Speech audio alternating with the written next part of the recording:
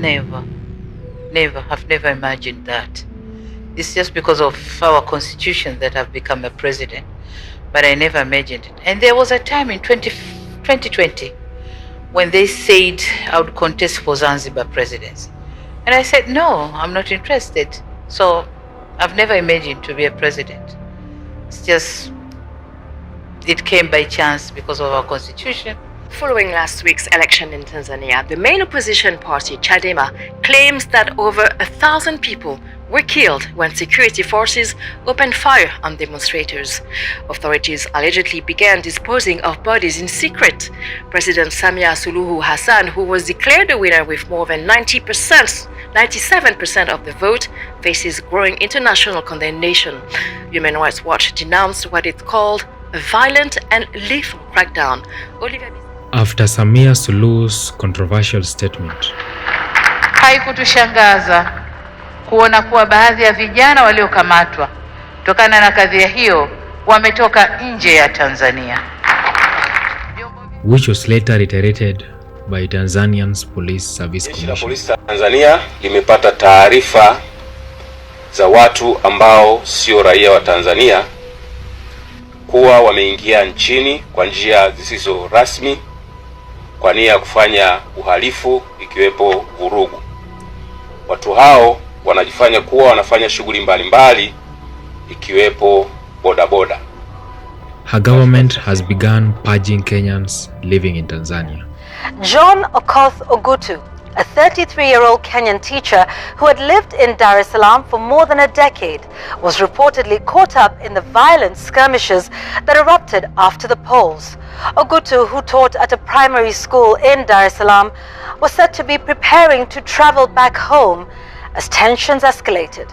According to the family, a contact in Dar es Salaam relayed the devastating news that Ogutu had been shot on October the 29th, election day. The distraught family is now desperately seeking to trace his remains for repatriation and burial, amid concerns that his body may be missing. Citizen TV's Ben... And that's not the only case. After Samia Suluhu's sham re-election, a Kenyan lawyer running a tour company was allegedly arrested on 31st of October 2025 in Dar es Salaam. Surprisingly, a small number of Tanzanians also believe her statements that outsiders, who in this case are Kenyans who are supporting Tanzanians, are responsible for trying to destabilize her regime. What's even more shocking is that the Kenyan government has not yet issued a statement regarding this wild accusation by President Samia Suluhu. Mara nyingi sana tumelaumu mataifa ya kigeni ya magharibi na Marekani wakati wanatoa zile advisories. But it's the best interest of their people. Yeah? Na huwa hawatoi tu. Yeah? It's intelligence based. Yes. We saw this coming. Tusitengeneze uhusiano na jirani. Yeah? The responsibility of our leadership is to take care of me as a Kenyan. Yes. Yeah? They are not responsible to the Tanzanians.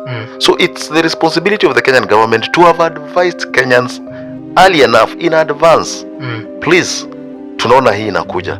Kwa hii kipindi cha uchaguzi kule Tanzania, rudini home kidogo. Si rudini home. We advise you, take care. Hiyo unajua utakuwa umetuma message chini ya maji kwamba hakukai kuzuri.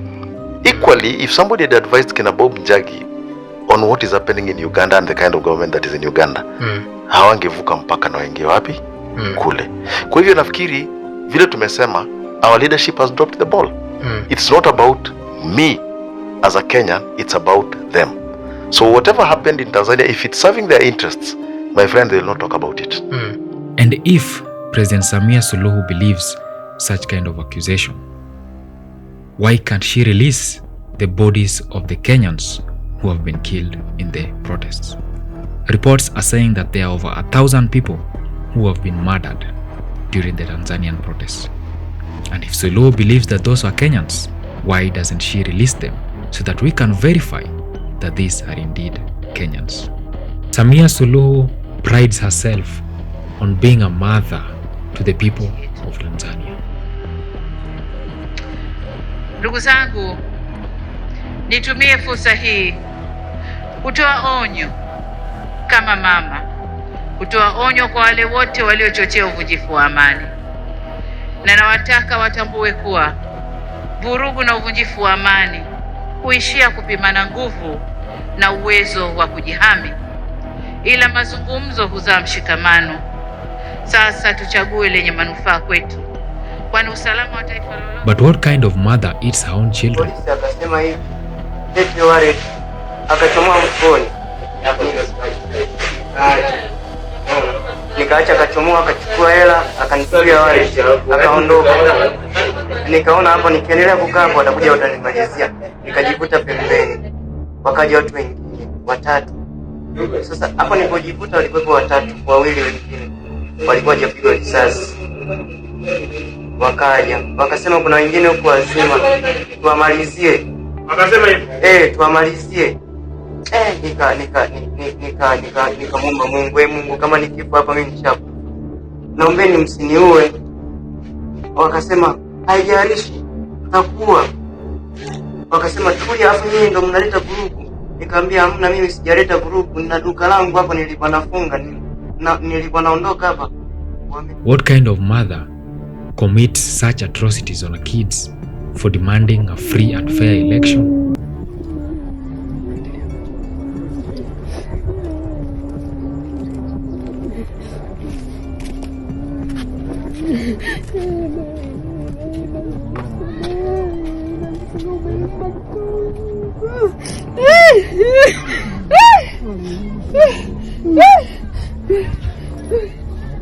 What kind of mother condemns her children for exercising their democratic rights?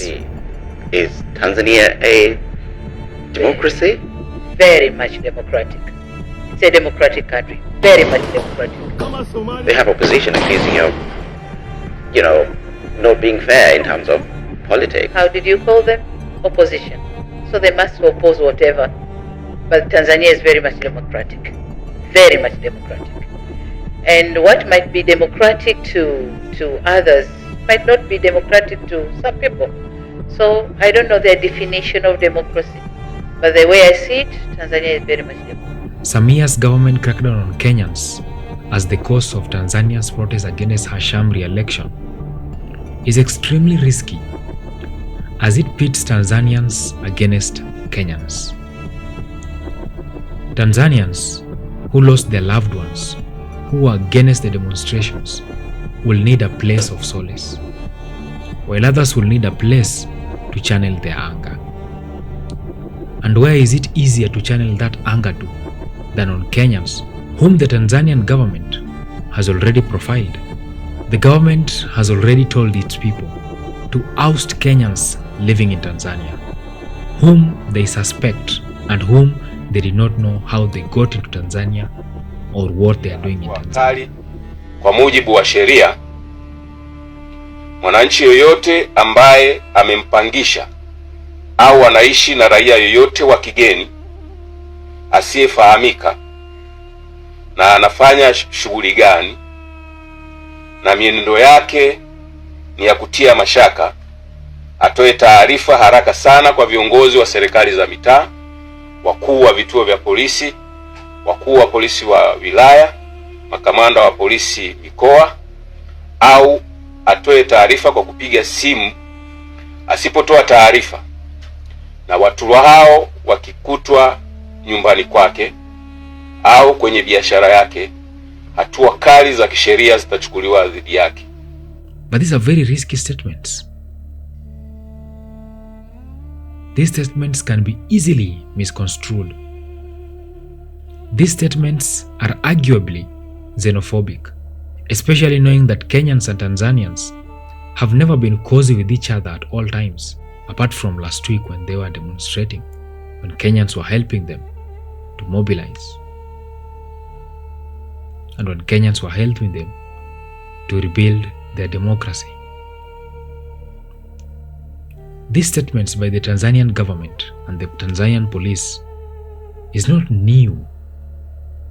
It is not new to regions that have experienced xenophobia.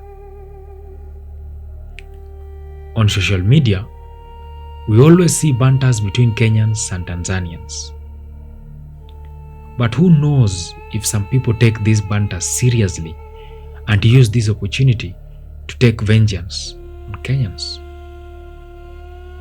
The loss Tanzanians have experienced after trying to stop the sham re-election has challenged the ideologies of some Tanzanians and made them rethink their decisions to protest.